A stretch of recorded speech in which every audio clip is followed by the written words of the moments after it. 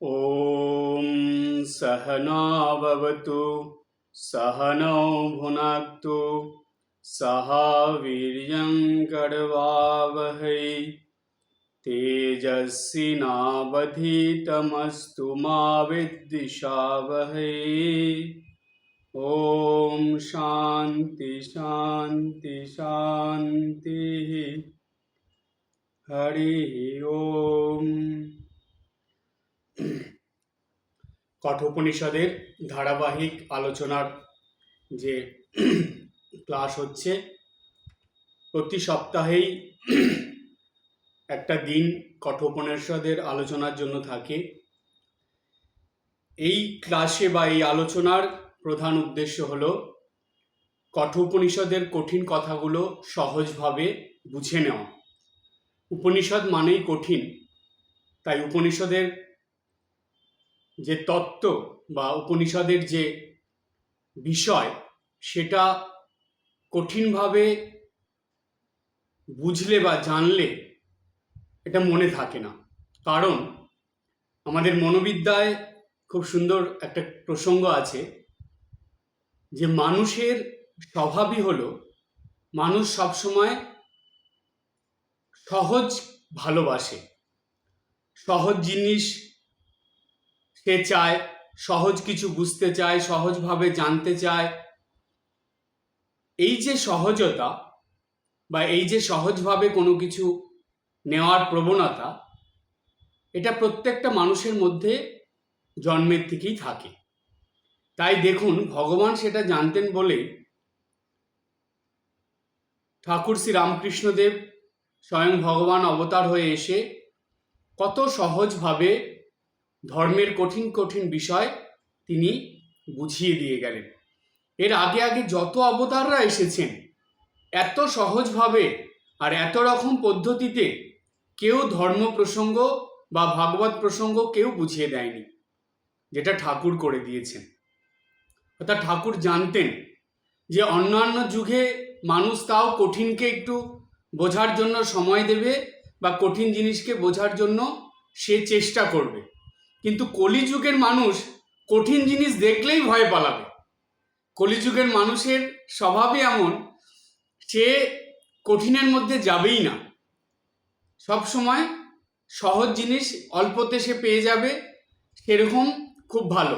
দেখবেন আমাদের মধ্যে আছে যে আপনার নিজের কাজ যদি অন্য কেউ করে দেয় দেখবেন খুব খুশি, আমাকে কাজ করতে হচ্ছে না, অন্য কেউ করে দিচ্ছে, খুব মজা। অর্থাৎ স্বামীজি বললেন না, কলিযুগে বেশিরভাগ মানুষের স্বভাব কেমন, পরামুখাপেক্ষী ও পরানুকরণ, এই দুটো থাকে। এই দুটো কাদের হয়?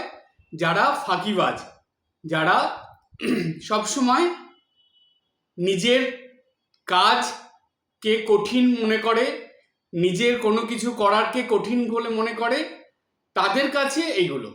কিন্তু যারা সেগুলোকে আন্তরিকভাবে গ্রহণ করে জানবেন, মনের থেকে উৎসাহ আনন্দ নিয়ে আন্তরিকভাবে যে কোনো কিছু আপনি গ্রহণ করে যদি করেন, জানবেন সেটা কঠিন জিনিসও সহজ হয়ে যায়, হবেই হবে। কারণ এভরিথিং ডিপেন্ড ইওর মাইন্ড। আপনার মনে সব কিছু নির্ভর করছে। আপনি মনকে যদি প্রথমেই বলে দেন যে আমি করব না, এটা কঠিন, এটা আমার দ্বারা হবে না, এটা অন্য কেউ করে দিলে হবে, তাহলে আপনার কাছে কঠিন লাগবে, আপনি কখনোই পারবেন না। মনোবিদ্যায় এই প্রসঙ্গে একটা খুব সুন্দর কথা আছে। আপনি যদি কোনো কিছু দেখে ভাবেন যে না আমি এটা পারবো, আই ক্যান, আমি পারবো, তাহলে আপনি অবশ্যই পারবেন, ইউ ক্যান। আর যদি আপনি ভাবেন কোনো কিছু দেখে যে আই ক্যান নট, আমি এটা পারবো না, তাহলে আপনি কখনোই সেটা পারবেন না। তাহলে দেখুন মনোবিদ্যায় মনের এই ভাবনাগুলোকে কতটা গুরুত্ব দিচ্ছে দেখুন। সুতরাং আপনি মন থেকে যদি কোনো কিছুকে অ্যাকসেপ্ট করে নেন, গ্রহণ করে নেন, উৎসাহ আনন্দের সঙ্গে সেটা করেন, দেখবেন সেটা আপনার কাছে সহজ হয়ে গেছে। প্র্যাকটিক্যাল জীবনে আপনারা দেখুন, মিলিয়ে নেবেন, সকাল থেকে রাত পর্যন্ত আপনারা যা যা করেন, নিত্যদিন আপনাদের যে কাজ, বাড়িতে উৎসব বা কোনো অনুষ্ঠান থাকলে নিশ্চয়ই তার থেকে অনেক বেশি কাজ। কিন্তু সেই দিনই দেখবেন উৎসব বা অনুষ্ঠানের দিন আপনি কত কাজ হাসি মুখে করে ফেলছেন, তাতে কোনো আপনার অসুবিধা হচ্ছে না, আপনি দিব্যি করছেন, এমনকি সেই কাজগুলো ঠিকভাবে করছেন। কেন? কারণ কি? কিভাবে করতে পারছেন আপনি? কারণ আপনি উৎসাহ আনন্দের সঙ্গে সেইগুলোকে গ্রহণ করে নিয়েছেন যে না, আমাকে এগুলো করতে হবে। সেই জন্যই এত কাজ, তবু আপনার কাছে সেগুলো সহজ হয়ে গেছে। ভাবুন একবার। তাই মনকে সেইভাবে তৈরি করুন। যদি আপনি প্রথম দিকেই ভেবে নেন কঠোপনিষদ কঠিন, আমি বুঝতে পারবো না, আমার দ্বারা বোঝা হবে না, এই উপনিষদ আমার জন্য নয়, তাহলে আপনি কোনো দিনও উপনিষদ বুঝতে পারবেন না। সে স্বয়ং ভগবান এসে বললেও আপনি বুঝবেন না। কিন্তু যদি আপনি ভেবে নেন না, উপনিষদ সহজ, এটা সহজভাবে বোঝা যায়, যারা এই শাস্ত্রের কথাগুলোকে সহজভাবে বলে দিয়েছেন, তাদের জীবনের আলোকে যদি আমরা উপনিষদকে বুঝি, তবে সেটা সহজ হয়ে যাবে। তাই ঠাকুর শ্রীরামকৃষ্ণদেব, শ্রীমা সারদা দেবী, এদের দুজনের থেকে এত সহজভাবে ধর্ম বা শাস্ত্র কথা, ধর্মের কথা বা আধ্যাত্মিকতা এত সহজভাবে কখনো কেউ বুঝিয়ে দিতে পারেনি, পারবেও না, আবার এইভাবে মানুষের কাছে প্রচারও করেনি, যেভাবে স্বামী বিবেকানন্দ এবং তার আর গুরু ভাইরা অর্থাৎ ঠাকুরের ত্যাগী সন্তানরা করে গেছেন। এত সহজভাবে ধর্মকে তারা, যেন মনে হয়, আমার মাঝে মাঝে এটা আমার চিন্তা থেকে আপনাদের বলছি, যে ছোটবেলায় যেমন কোনো বাচ্চা খেতে না চাইলে মা একদম সব রেডি করে তার মুখের সামনে ধরতেন, তারপরে বাচ্চাটা খেত বা বাচ্চাটা খেয়ে নেয়, ঠিক তেমনি যেন শ্রী ঠাকুর, শ্রী মা, স্বামীজি, তার ঠাকুরের ত্যাগী সন্তানরা ধর্মটাকে এইভাবে সহজ করে আমাদের একদম সামনে তুলে ধরেছেন। এরপরেও যদি এই ধর্মকে আমরা গ্রহণ করতে না পারি, এর থেকে বড় দুর্ভাগ্য আর মনে হয় না। সেই কারণেই এই উপনিষদ ক্লাসের উদ্দেশ্য হলো ঠাকুর, মা, স্বামীজি এবং সেই সঙ্গে ঠাকুরের আর সব সন্তানদের জীবনের আলোকে এই কঠোপনিষদকে আমরা সহজভাবে বুঝে নেব। তাই কঠোপনিষদের আলোচনা করতে করতে একদম প্রথম থেকে শান্তি মন্ত্র থেকে শুরু করে আমরা কঠোপনিষদের দুটো বল্লী কমপ্লিট করেছি। প্রথম অধ্যায়ের প্রথম বল্লী এবং প্রথম অধ্যায়ের দ্বিতীয় বল্লী। আপনারা একটু কষ্ট করে যদি ইউটিউবে যান, গিয়ে এই যে আলোচনাগুলো পরপর করেছি সেগুলো আপনারা একটু সময় করে শুনে নেবেন। প্রথম থেকে শুনতে শুনতে আসবেন, সব সিকোয়েন্স ধরা আছে, দেখবেন একটাও এদিক ওদিক মিস নেই, পরপর পরপর সব আছে। তখন দেখবেন এই উপনিষদটা, তখন আপনার মনে হবে, এই কথা মিলিয়ে নেবেন, যে আপনাদের মনে হবে যে আমরা আগে কেন কঠোপনিষদটা পড়িনি, আগে কেন কঠোপনিষদ বুঝিনি, আগে কেন এইভাবে চিন্তা করিনি। সেজন্য আপনাদের কাছে আমি একজন মহারাজ হয়ে বলবো, আপনারা ভীষণ কাজের মধ্যে ব্যস্ত থাকেন, আবার বিনা কাজেও ব্যস্ত থাকেন, সুতরাং 24 ঘন্টার মধ্যে একটু সময় করে এই কঠোপনিষদের পরপর শুনে আসবেন, শুনতে শুনতে আসবেন, একের পর এক দেখবেন খুব সহজ হয়ে যাবে। আর প্রত্যেকটা শ্লোকের মধ্যে দেখবেন নানা রকম ভাবে ধর্মীয় প্রসঙ্গ, ঠাকুরমা স্বামীজির কথা, নানা রকম গল্পের মধ্যে দিয়ে এই তত্ত্ব বোঝানো আছে। আর এমন সব গভীর তত্ত্ব বলা আছে যেগুলো আপনারা এই কঠোপনিষদের মধ্যে থেকে, আলোচনার মধ্যে থেকে পাবেন, অনেক নতুন কিছু পাবেন।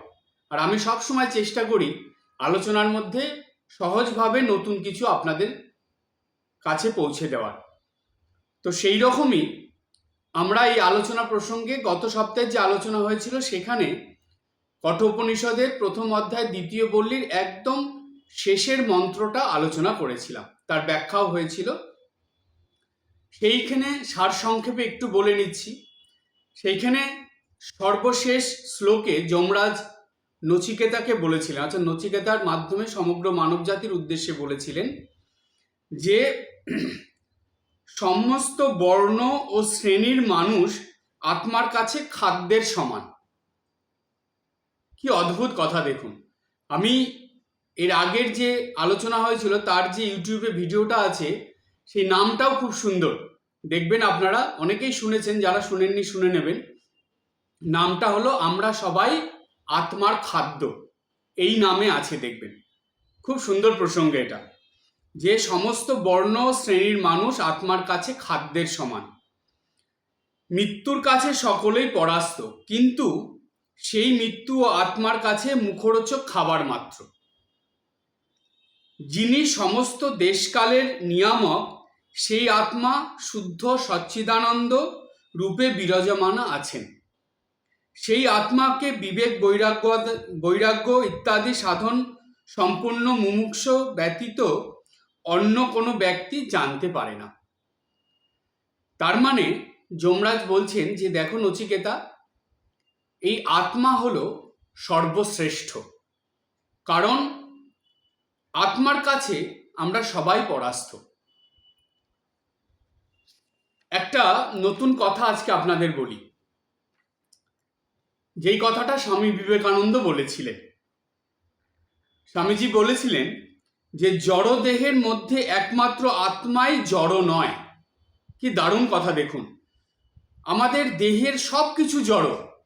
যেই দেহকে আমরা এত আদর যত্ন করি, যেই দেহের পিছনে সারাদিনে এত সময় আমরা দিই, যেই দেহকে সুস্থ রাখার জন্য এত টাকা পয়সা আমরা খরচ করি, সেই দেহ কিন্তু সব কিছু জড়। দেহের যা কিছু আপনি দেখছেন সব জড়, শুধু এই দেহের মধ্যে একমাত্র আত্মাই জড় নয়। আমাদের দেহের ভিতরে যে আত্মার অবস্থান, সে শুধু জড় নয়, বাদ বাকি সব জড়।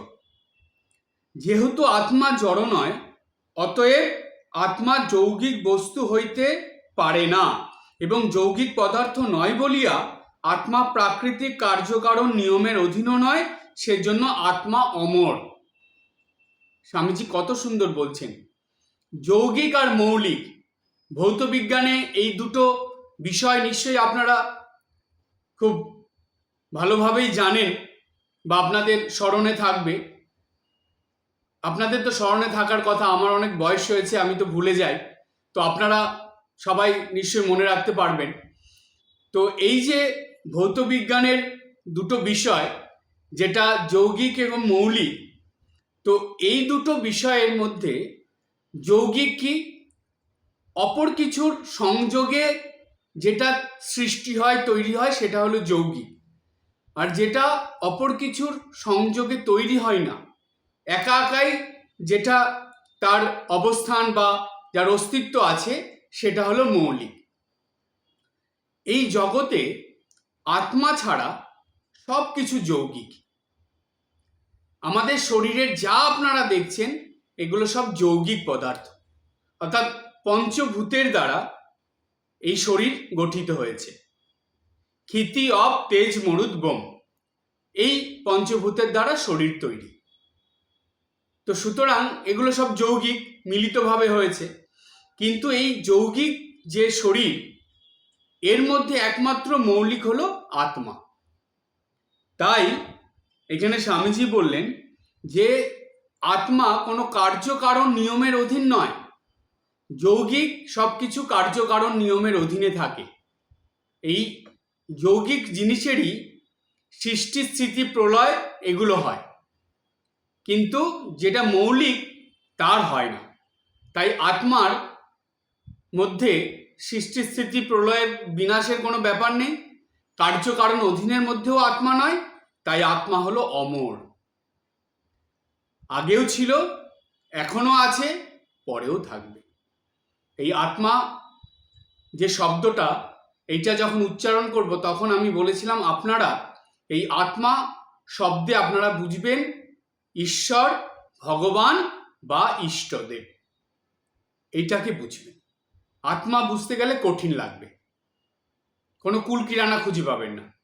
কিন্তু যখনই ঈশ্বর, ভগবান বা নিজের ইষ্ট বুঝবেন, তখন দেখবেন এটা অনেক সহজ হয়ে যাবে আপনার কাছে বোঝাটা। তাহলে এই ঈশ্বর ভগবান তাদের কোনো বিনাশ নেই, সৃষ্টি স্থিতি প্রলয়ের বাইরে এরা, সুতরাং ইনারা অমর, এটাই স্বামীজি বললেন। এবার প্রশ্ন হলো যে আত্মা সম্বন্ধে আমরা দুটো তিনটে শব্দ শুনতে পাই, বিশেষ করে দুটো শব্দ অহরহ শোনা যায়, একটা হলো জীবাত্মা, একটা হলো পরমাত্মা। আত্মা যদি মৌলিক হয়, তার যদি ভাগই না থাকে, সে অমর, আগেও ছিল, এখনো আছে, পরেও থাকবে, তো তাহলে আমরা জানি যে যৌগিক পদার্থের ভাগ হয়, কিন্তু মৌলিক পদার্থের তো ভাগ হয় না। তো মৌলিক যে জিনিস, আত্মা যদি মৌলিকই হয়, তাহলে তার দুটো ভাগ কি করে হলো? এটা পরমাত্মা আবার জীবাত্মা, কেন এই দুটো? শাস্ত্রে কেন এই দুটো প্রসঙ্গ বলছে? আত্মা তো আত্মাই, তার মধ্যে আবার জীবাত্মা পরমাত্মা কি? যেমন দক্ষিণেশ্বরে স্বামীজি, তখন নরেন্দ্রনাথ গেছেন, তিনি তো মাঝে মাঝে ঠাকুরের কাছে যেতেন। তো একদিন ঠাকুরের ঘরে বসে কথা হচ্ছে, নরেন্দ্রনাথও সেখানে আছেন।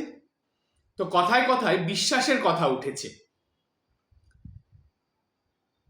তো বিশ্বাসের কথা প্রসঙ্গে বলতে গিয়ে ঠাকুর নরেন্দ্রনাথকে জিজ্ঞেস করেছেন যে কিরে, তোর কি মনে হয়?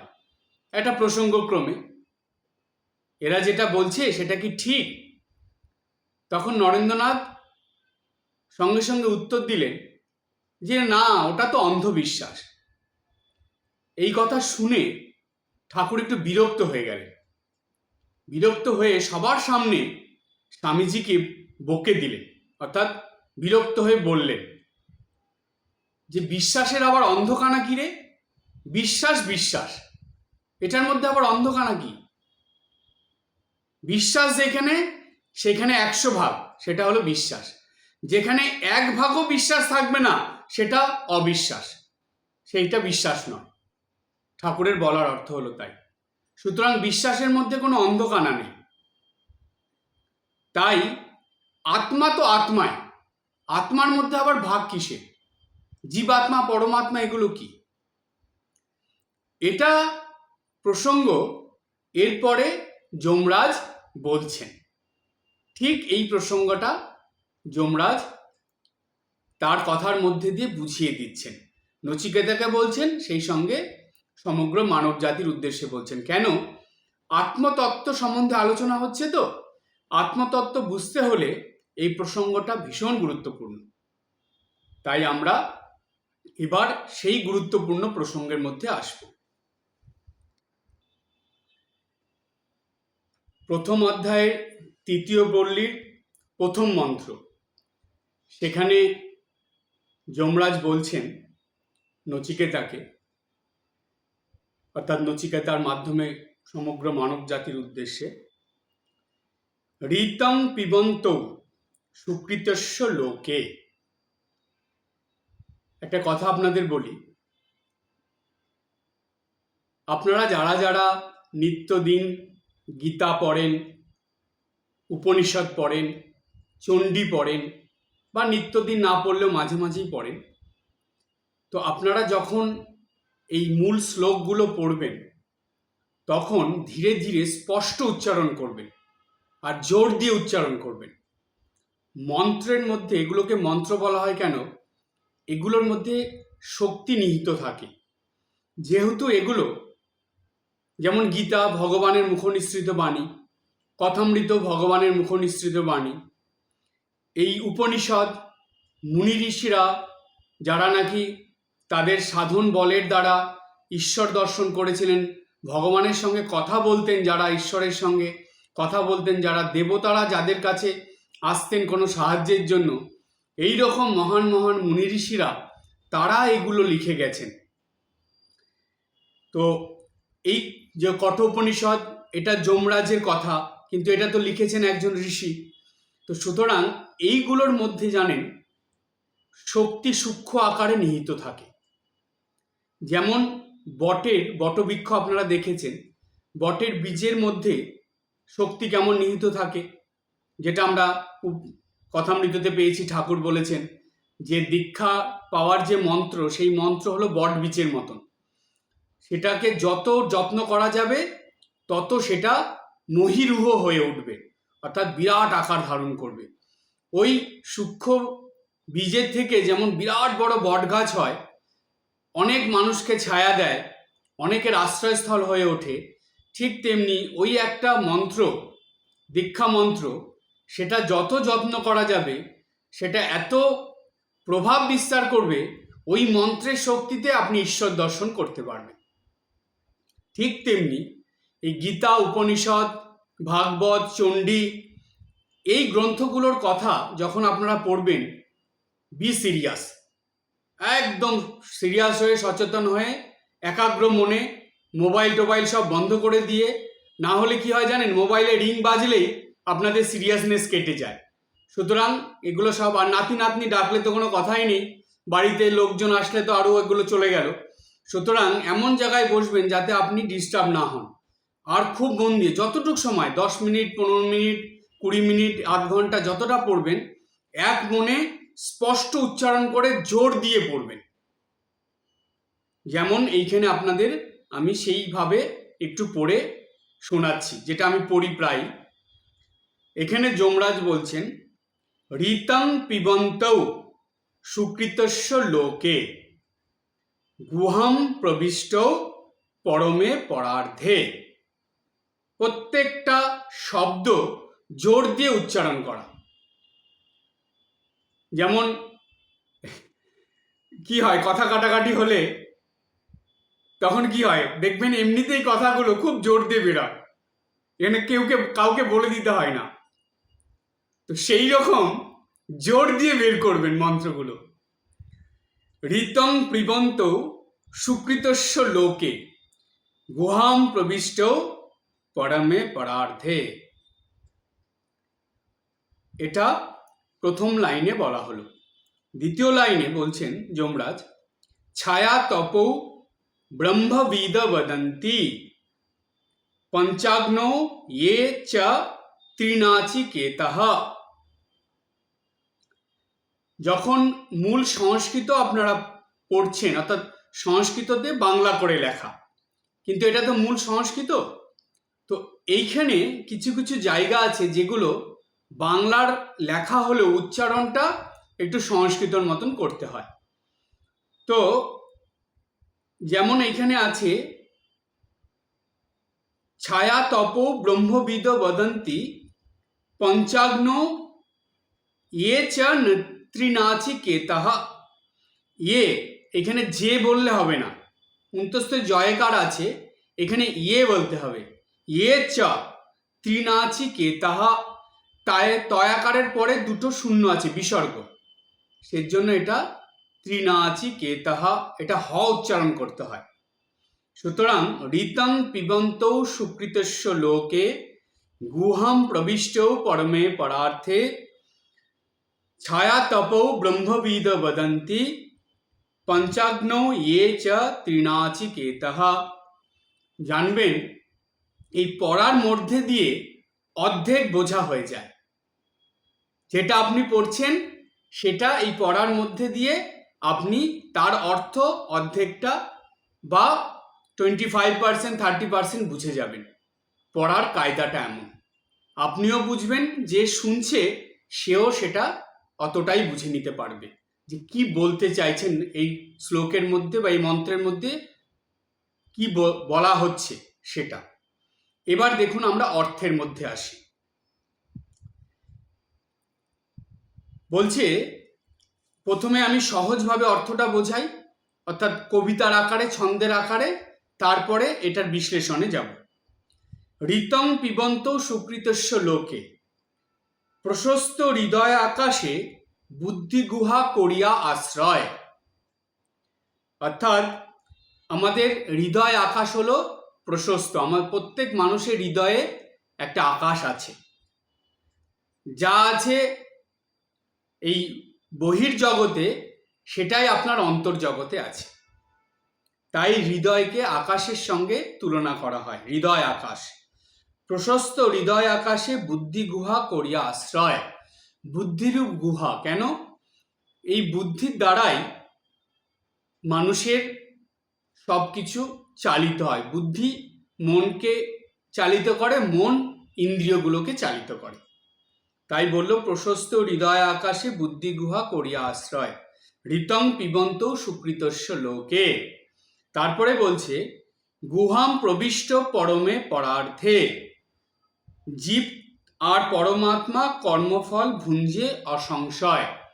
বলছে এই যে গুহার মধ্যে প্রবিষ্ট যে বুদ্ধি, সেটা কি করে? জীব আর পরমাত্মা কর্মফল, এই কর্মের যে ফল সেটা করে কে?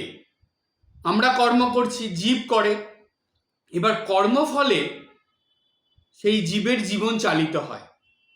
আর পরমাত্মা অর্থাৎ আত্মা, যেটাকে আমরা জীবাত্মা বলি, সেটা দ্রষ্টা রূপে থাকে।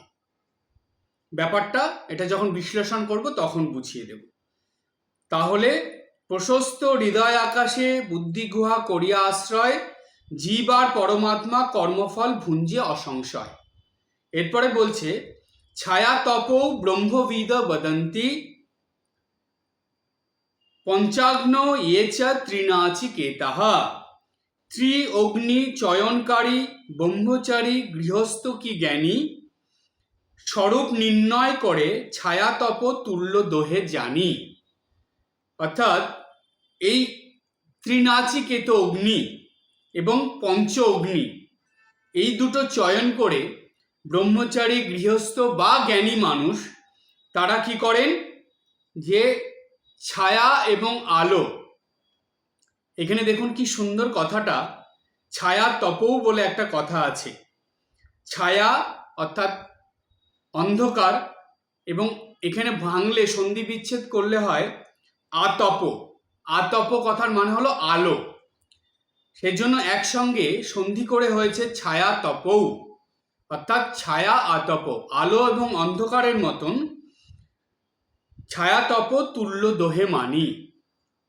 এই জীবাত্মা পরমাত্মা এদের সম্বন্ধে জ্ঞান যদি হয়, বা এটার যদি স্বরূপ আমরা নির্ণয় করতে হয়, এটা যে বিচার করতে হয়, জানতে হয় জীবাত্মা পরমাত্মাকে, তাহলে এদেরকে ছায়া তপ, আলো এবং অন্ধকার, বা আমাদের নিজের শরীর এবং আমাদের শরীরের ছায়া, এর সঙ্গে তুলনা করে জানতে হবে।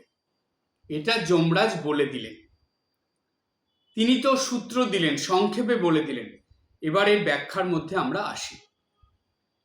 জীবাত্মা এবং পরমাত্মা উভয় বস্তু একই দেহে বাস করে। উপনিষদ বলছে এদের বাসস্থান হৃদয়রূপ গুহায় বুদ্ধিতে। হৃদয়স্থিত আকাশে আত্মাকে উপলব্ধি করার শ্রেষ্ঠ স্থান। আলো ও ছায়ার মাঝে যেরূপ সম্পর্ক, মানুষ এবং মানুষের ছায়ার মধ্যে যেরূপ সম্পর্ক, ঠিক সেরূপ সম্পর্ক জীবাত্মা এবং পরমাত্মার মধ্যে। যেসব গৃহীরা অগ্নিবিদ্যা আয়ত্ত করেছেন এবং ত্রিনাচিকেত অগ্নিবিদ্যা জেনেছেন, বুঝেছেন, তারাই এই সংসার যাতনা থেকে মুক্তি লাভ করে। মহারাজ, আপনি তো বললেন, এতটা কি আমাদের একবারে বুঝতে পারবো? না না, ভয় নেই, আমি এতটা একবারে বোঝাবো না আপনাদের, পাট পাট করে বোঝাবো। প্রথমে আমাদের বুঝতে হবে যে জীবাত্মা এবং পরমাত্মা উভয়ে বস্তুত একই দেহে বাস করে। উপনিষদ বলছে এদের বাসস্থান হৃদয়রূপ গুহায় বুদ্ধিরূপে। এই কথাটা আমরা আগে বুঝি। ঋতং প্রিবন্ত সুকৃতস্য লোকে গুহাম প্রবিষ্ট পরমে পরার্থে। অর্থাৎ কঠোপনিষদের প্রথম অধ্যায়ে তৃতীয় পল্লীর প্রথম যে মন্ত্রটা, সেই মন্ত্রের প্রথম দুটো লাইনের অর্থ আগে আমরা খুব ভালো করে বুঝব আজকে। আর এর পরের আলোচনায় দ্বিতীয় লাইন যে দুটো আছে, পরের দুটো লাইনের অর্থ বুঝব। তাহলে প্রথম লাইনের অর্থটা মধ্যে আসি। জীবাত্মা এবং পরমাত্মা উভয় বস্তুতে একই দেহে বাস করে। প্রশ্ন যেটা আমি আপনাদের সামনে রেখেছিলাম, যে আত্মা তো একই, তো তার আবার দুটো ভাগ কি করে হলো? জীবাত্মা কি করে হলো, পরমাত্মা কি করে হলো? আবার এখানে আরো জটিল, তারা আবার একই দেহে বাস করে, অর্থাৎ তাদের বাসস্থান একই দেহের মধ্যে। ব্যাপারটা একটু সহজভাবে আপনাদের বলি। ঠাকুর শ্রী রামকৃষ্ণদেব যেমন বলেছেন সেইভাবে আপনাদেরকে বলি। আকাশে সূর্য, সূর্য কটা? সূর্য একটা। সূর্যটা হলো পরমাত্মা, অর্থাৎ ঈশ্বর ভগবান। আত্মাই, কিন্তু তাকে আমরা পরমাত্মা বলছি, একটা নাম দিয়েছি তার। কেন পরমাত্মা বলা হচ্ছে সেটার মধ্যে সেই প্রসঙ্গ বলবো আপনাদের। আগে ধরে নিন পরমাত্মা অর্থাৎ সূর্য। এবার মর্ত্যলোকের দিকে তাকান। এই জগৎ সংসারে সূর্যের আলো সব কিছুর মধ্যে পড়ছে, যা আছে এই মর্ত্যলোকে, এই জগৎ সংসারে পাহাড় পর্বত নদী গাছপালা মানুষ পশু পাখি যা আছে সব কিছুর উপরেই সূর্যের আলো পড়ে।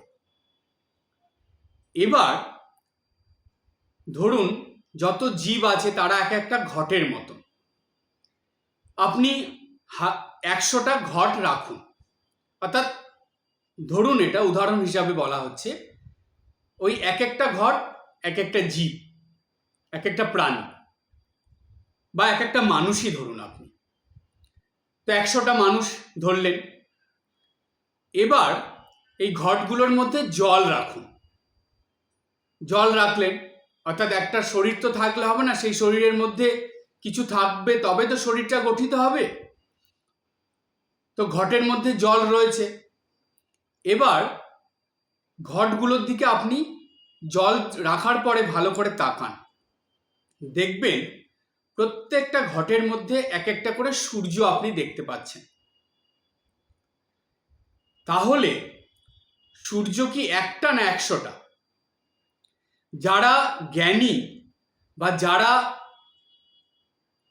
উচ্চ স্তরের চিন্তা ভাবনা রাখে, বা শাস্ত্রের কথায় উপনিষদের কথায় যারা বুদ্ধিমান, যাদের পরিষ্কার বুদ্ধি আছে, তারা জানবে, তারা বুঝবে যে না, সূর্য একটা। তাহলে এই ঘটের মধ্যে বলছে তার ছায়া আমরা দেখছি, তার প্রতিবিম্ব আমরা দেখছি। এবার যে জানে না সে বলবে এটা কি করে হয়, আমি তো প্রত্যেকটা ঘটের মধ্যে একটা করে সূর্য দেখছি, না এটা তো 100টাই সূর্য আছে। তখন যে জানে সে বলবে আরে না, 100টা সূর্য নয়, সূর্য একটাই আছে, তুমি এটা ভুল দেখছো। সে বলবে না, আমি দেখছি চোখের সামনে এক একটা ঘটের মধ্যে এক একটা সূর্য, আর তুমি বলছো এটা ভুল। তখন সেই বুদ্ধিমান ব্যক্তি যে বুঝছে না তাকে বলবে আচ্ছা এবার তোমাকে বুঝাচ্ছি দেখো। সে তখন এক একটা করে ঘট ভেঙে দিচ্ছে। যে একটা করে ঘট ভেঙে দিল, একটা করে সূর্য নেই। এবার যে বুঝছে না সে চিন্তা করছে আরে এটা কি করে হলো, সূর্যগুলো কোথায় গেল? একটা করে ঘট ভাঙতে ভাঙতে 100টা ঘট ভেঙে দিল। তখন দেখা গেল যে 100টা ঘট যখন ভেঙে গেল, সূর্য নেই, 100টা সূর্য তো চলে গেল। এবার বুদ্ধিমান ব্যক্তি যে বুঝছে না তাকে বলছে দেখো তুমি তো ভেবেছিলে 100টা ঘট 100টা সূর্য আছে, কিন্তু আমি তো 100টা ঘট ভেঙে দিলাম, এখন তোমার সূর্য কোথায় গেল? তাহলে কি বলবে তুমি? সে তখন বলবে না, সূর্য তাহলে নেই। কিন্তু এইবার তোমার দৃষ্টিটা উচ্চ করো, তোমার মনের চিন্তা ভাবনাটাকে উচ্চ করো, করে এবার উপর দিকে তাকাও, দেখো সূর্য আছে, সে একটা সূর্য, সে উপরে রয়েছে। তাহলে আমি এতক্ষণ যেটা দেখছিলাম, তুমি যেটা দেখছিলে, সেটা হলো সেই একই সূর্যের প্রতিবিম্ব। এটা আলাদা নয়, একই সূর্য, তার প্রতিবিম্ব, তার ছায়া তুমি এই ঘটের মধ্যে দেখছিলে। তাহলে সেইখানে উপনিষদ বলছে যে যেই ব্যক্তি বুদ্ধিমান, তার কাছে একটাই আত্মা, তার কাছে আত্মার ভাগ নেই। কেন? সে জানে একই আত্মা, জীবের মধ্যে, প্রাণীর মধ্যে, পশু পাখির মধ্যে, সব কিছুর মধ্যে সেই আত্মা। আবার সেই আত্মাই আমরা তাদের বাইরে, দেহের বাইরে, সৃষ্টির মধ্যে যেটা আছে, সমগ্র সৃষ্টিব্যাপী যেটা রয়েছে, সেটা সেই আত্মাই রয়েছে। তাহলে এই যে আত্মার মধ্যে ভাগ, জীবাত্মা পরমাত্মা, বলছে যাদের এই বোঝার মতন বুদ্ধি নেই, তাদেরকে বোঝানোর জন্য এই দুটো ভাগ করা হয়েছে, পরমাত্মা, জীবাত্মা। এবার তারা যখন এই আত্মতত্ত্ব বুঝে যাবে, তখন তাদের কাছে আর জীবাত্মা পরমাত্মা থাকবে না, তখন তাদের কাছে একই আত্মা হয়ে যাবে। তাই জানবেন, ভগবান বা যেটা নিরাকার ব্রহ্ম, ঈশ্বর, আত্মা সেই একই, একটাই, তার ভাগ নেই। একম সৎ বিপ্রা বহুধা বদন্তি। কি দারুণ কথা দেখুন! এই প্রসঙ্গে একদম ঠিকভাবে বোঝার জন্য উপনিষদের কথা। একম সৎ বিপ্রা বহুধা বদন্তি, সেই একই আছে, সত্য, নিত্য, সৎ একই, তাকে বিভিন্নভাবে বলা হচ্ছে। বুদ্ধিমান যারা, তারা জানে ওই একই আছে, তার ভাগ নেই। কিন্তু তাদের অপর যারা বুঝছে না, যাদের মধ্যে সেই বুদ্ধি নেই, তাদের জন্য এই ভাগ জীবাত্মা পরমাত্মা। সেইখানে বোঝা হলো। এরপরে উপনিষদ বলছে এদের বাসস্থান হৃদয়রূপ গুহার বুদ্ধিরূপে। কেন এটা? জীবাত্মা পরমাত্মার এদের বাসস্থান হৃদয়রূপ গুহার বুদ্ধিরূপে কেন? এই প্রসঙ্গে আসব। এবার এই কথাটা একটু বোঝার। এইখানে যমরাজ বললেন, গুহাং প্রবিষ্ট পরমে পরার্ধে, অর্থাৎ এদের অবস্থান হৃদয়রূপ গুহায় বুদ্ধিরূপে। কাদের অবস্থান? জীবাত্মা পরমাত্মার যে কথাটা আমরা জানলাম, তো এদের সেই একই আত্মার অবস্থান আমাদের হৃদয়রূপ গুহাতে। কিভাবে? বুদ্ধিরূপে। জীবাত্মা পরমাত্মা যে আলাদা নয়, এই দুটো যে একই, এটা বোঝার জন্য দুটো জিনিস দরকার। খুব ভালো করে শুনবেন। ঈশ্বর বা ভগবান বা ইষ্টদেব, এদেরকে বোঝার জন্য বা এদেরকে জানার জন্য দুটো জিনিস খুব দরকার। নিত্যদিন প্রার্থনা, জপ, ধ্যান, পূজা পাঠ, এগুলো তো দরকারই, এগুলো তো কমন। কিন্তু তার মধ্যে গুরুত্বপূর্ণটা কি? কি দরকার? দরকার হলো, প্রথম দরকার আপনার বুদ্ধি, অর্থাৎ পরিষ্কার বুদ্ধি। জাগতিক বুদ্ধি নয়, এটা হলো আধ্যাত্মিক বুদ্ধি, যেটাকে আমি বলবো বা যেটাকে বলা হয় পজিটিভ থিঙ্কিং, সৎ বুদ্ধি, শুভ বুদ্ধি, এই রকম বুদ্ধি দরকার।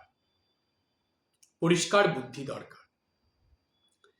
আর একটা জিনিস দরকার, দ্বিতীয়টা কি?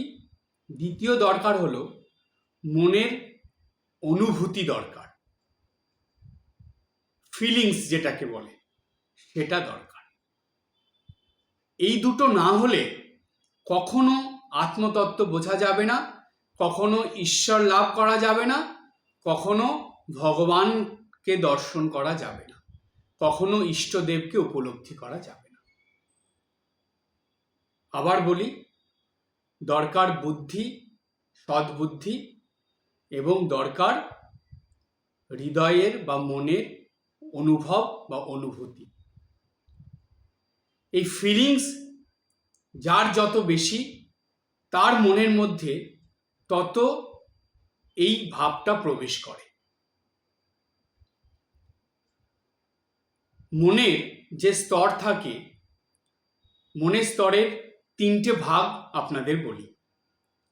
প্রথম যে ভাগটা, সেটা খুব শক্ত, উপরের স্তরে থাকে।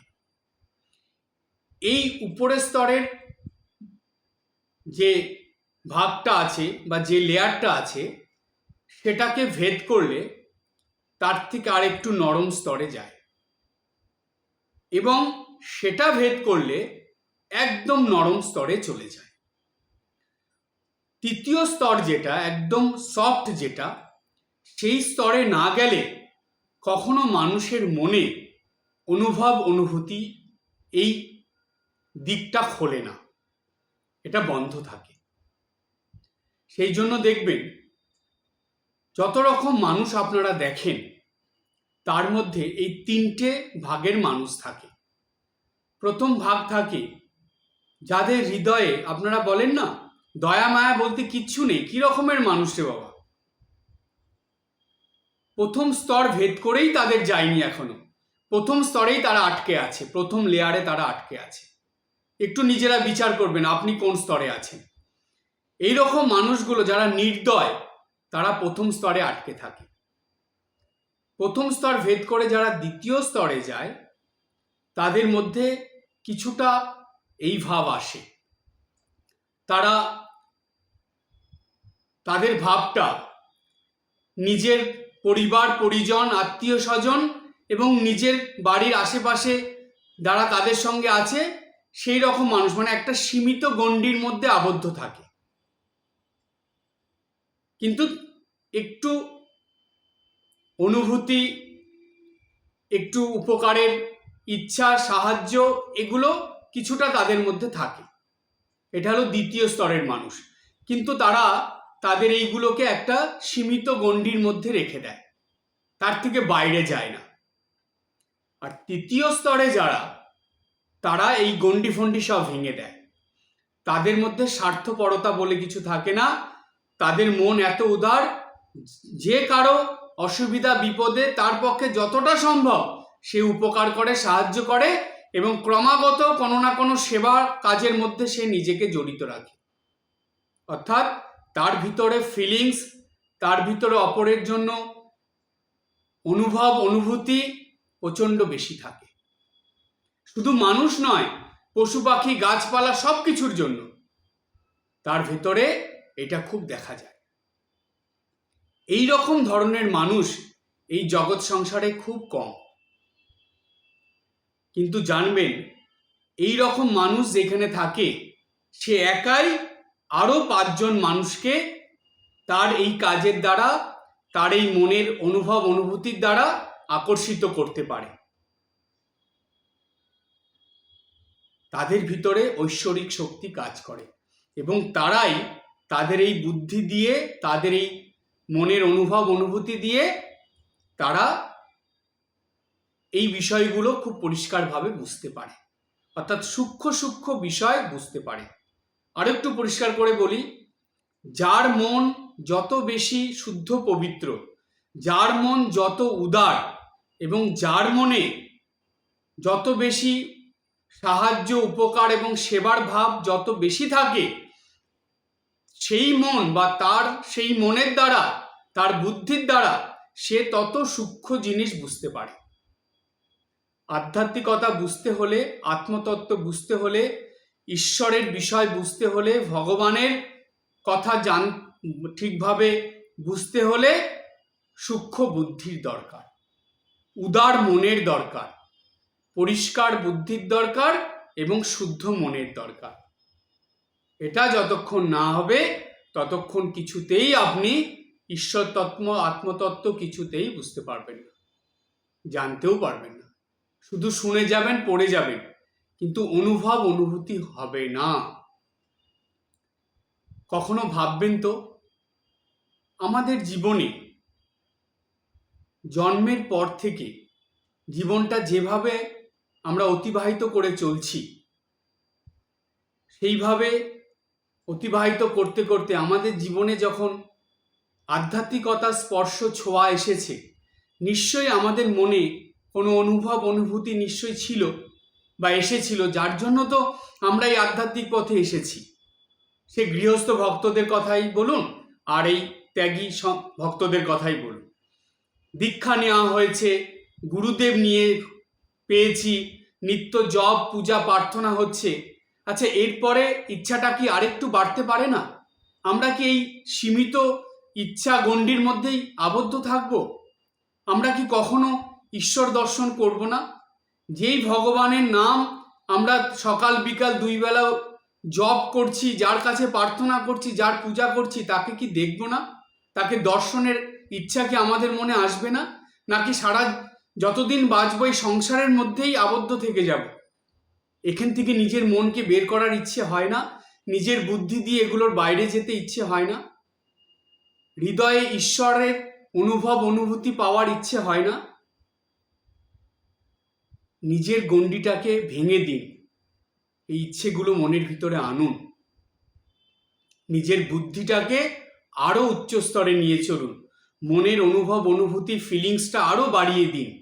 দেখুন, যত আপনি অপরের জন্য কাজ করবেন, উপকার করবেন, সেবা করবেন, উচ্চ ভাব রাখবেন, বি পজিটিভ, সব সময় পজিটিভ চিন্তা ভাবনা নিয়ে থাকবেন, সব সময় শুভ চিন্তা করবেন, শুভ কর্ম করবেন, সবকিছু ভালো করার চেষ্টা করবেন, তত আপনার ভিতরে এই অনুভূতিগুলো বাড়বে।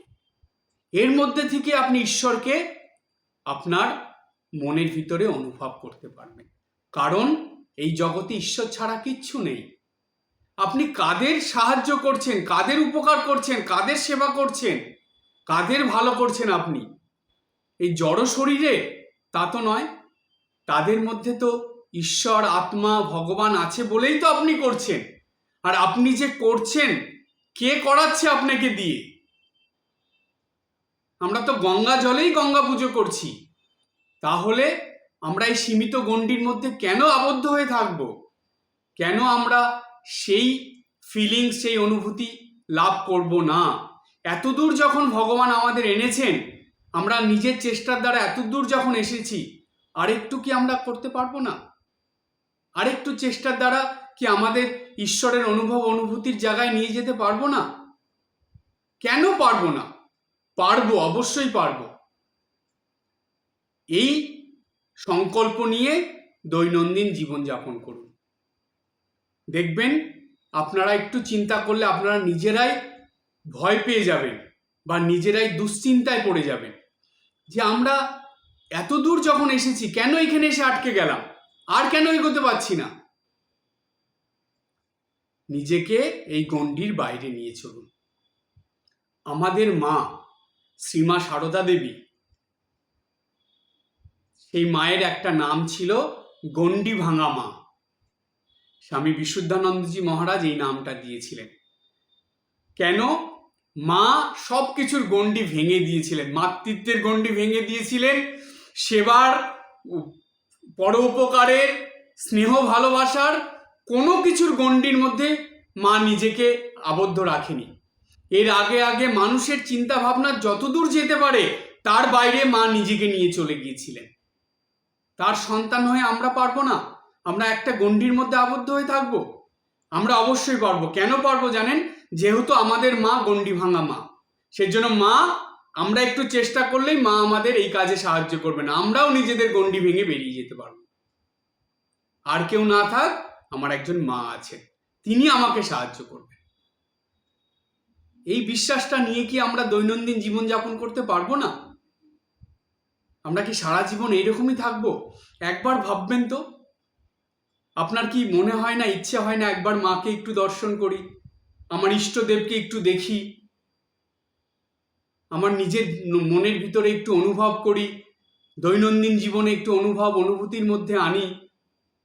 মনে হয় না? অবশ্যই মনে করবেন। জানবেন, ভগবান সব সময় আমাদের সঙ্গে থাকেন। তিনি বাইরেও আছেন, তিনি আমার ভিতরেও আছেন।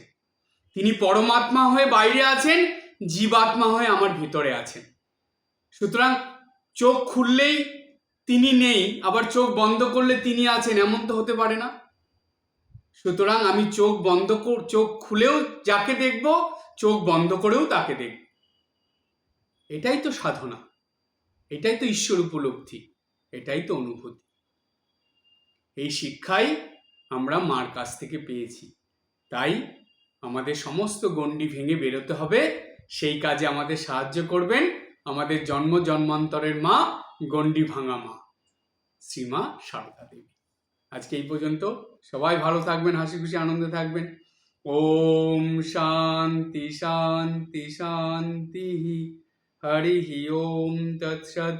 শ্রীরামকৃষ্ণার্পণমস্তু।